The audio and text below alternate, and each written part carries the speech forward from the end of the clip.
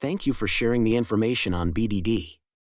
As I understand now, BDD's unique approach can really enhance the software quality, but how can we utilize this approach to the optimum? Is it an individual task or teamwork? As I mentioned earlier, this approach can be leveraged by BDD practitioners, or commonly known as the three amigos. In simple layman terms, the three amigos usually are the business analyst or product owner, developer, and QA manager or tester, who are required to work closely with each other to deliver a high-quality software. This not only brings about quality in the software delivery, but also ensures smooth workflow among the technical and non-technical teams, broader range of domain expertise, and reduced automation complexity, thereby optimizing the entire software lifecycle efficiency. Therefore, BDD is basically a collaborative process carried out between business and agile teams, such that it creates a shared understanding of customer requirements. Fascinating! This totally empowers the companies to deliver software with higher standards and acts like a game changer for an organization, especially to the multiple teams involved. As the approach brings about all these three amigos at the very start of the phase, it helps in fine-tuning the customer requirements and technical feasibility, coming up with some efficient business strategy and test plans, helps in identifying defects earlier, reduced feedback loops between testers and developers, and also back from customers. Amazing!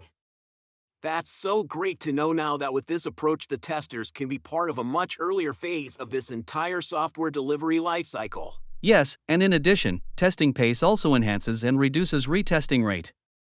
It's all about understanding proper customer requirements and reducing any unnecessary features development, which helps in increasing speed of development and testing of the requirements checkpoints. This is really very helpful. Ideally, a defect-free or faster defect identification environment forms the customer vision and objectives of the software development. Who doesn't want to take up this approach? This is great, and I am really looking forward to implementing this approach at the earliest. But before you implement this approach, research and understand the best practices to be followed in BDD, as it helps in optimizing the working process and the team's performance in this entire software quality delivery process. The BDD best practices are beneficial in achieving the goal of providing zero or minimal defects in the customer environment. How can I know about these best practices? Do you have more information on that?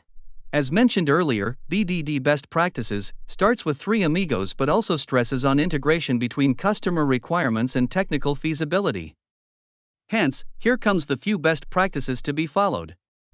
Understand customer requirements properly and accordingly frame examples. Make sure the examples do not have much technicality of implementation and rather focus on how the application or intended feature should behave in an application. Proper code structuring with Gherkin syntax.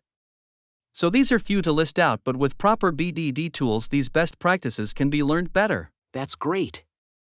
Can you please recommend any BDD tool that takes care of all requisites and helps me and my team expedite the learning process? Yes, absolutely.